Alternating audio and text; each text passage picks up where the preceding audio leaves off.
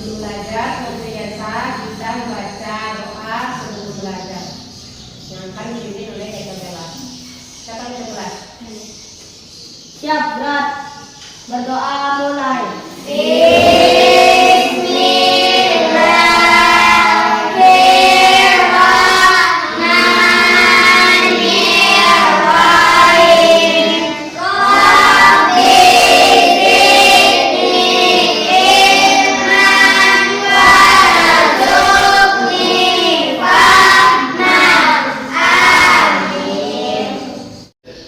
Untuk memperkuat rasa nasionalisme kita dan rasa cinta tanah air kita kepada bangsa dan negara, lebih dahulunya atau lebih baiknya kita menyanyikan lagu Indonesia Raya. Anak-anak ibu diharapkan berdiri.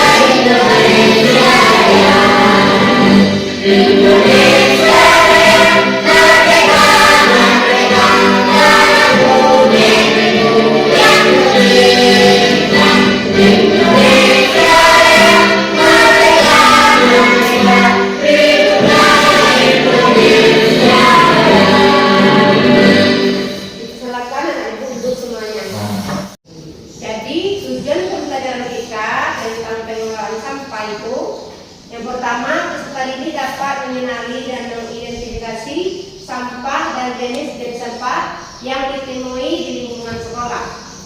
Yang kedua, peserta didik dapat mengemukakan dampak sampah bagi lingkungan sekolah. Jadi materi kita pada pagi hari ini yaitu P5. Apa itu P5 anak ibu?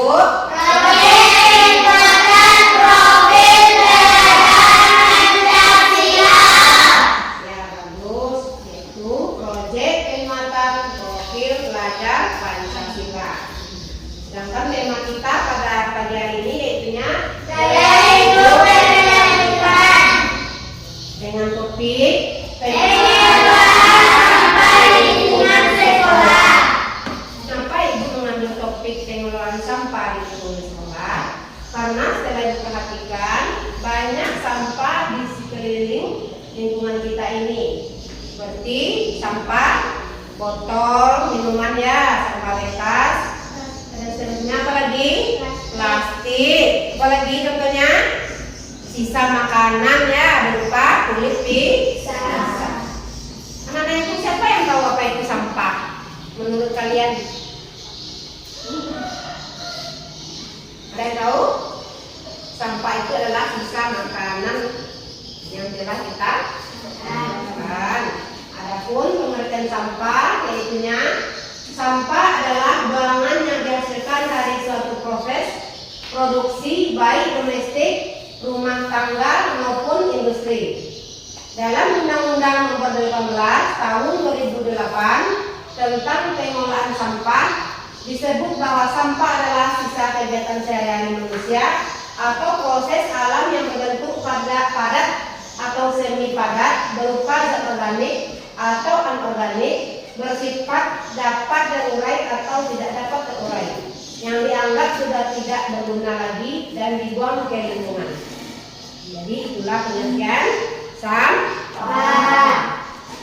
Jadi sampah itu ada terbagi dua. Yang pertama sampah organik, yaitu sampah atau limbah yang berasal dari sasaran hidup yang dapat terurai secara alami. Yang kedua Organik, sampah atau limbah yang dihasilkan dari berbagai macam proses. Sampah ini tidak dapat terurai oleh bakteri secara alami dan umumnya mengeluarkan waktu yang lama. Jadi itu bedanya sampah organik dengan sampah Organik.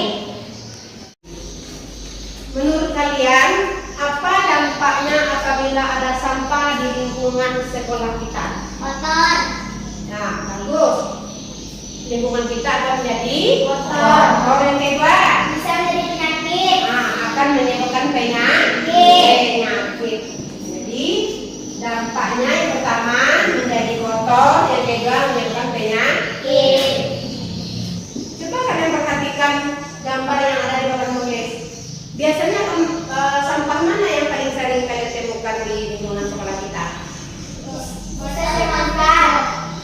Yang pertama, Botol plastik. botol plastik. Bagus. Jadi yang sering itu botol plastik. Yang kedua, Sisa semangka. sisa makanan atau sisa semangka. Jadi sampah yang ada di lingkungan sekolah kita itu, contohnya botol bekas tadi masih bisa kita olah menjadi pot bunga. Yang kedua, untuk menjadi kotak pensil. Kalau sisa makanannya bisa kita jadikan pupuk. Seperti yang ada di papan tulis ini. Coba kalian perhatikan. Gambar pertama itunya pot bunga. Jadi botol bekas itu bisa kita olah menjadi pot bunga. Yang kedua, botol bekas bisa kita jadikan tempat pensil.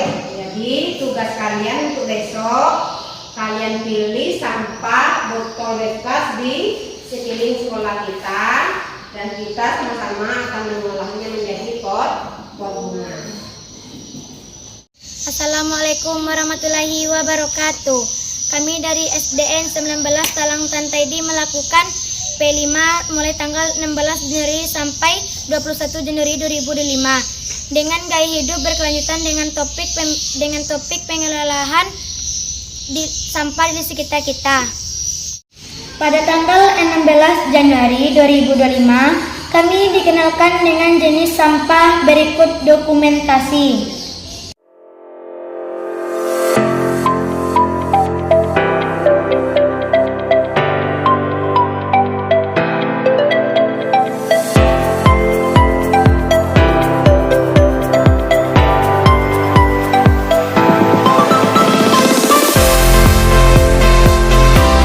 Pada tanggal 17 Januari 2025, kami ditugas memilih sampah.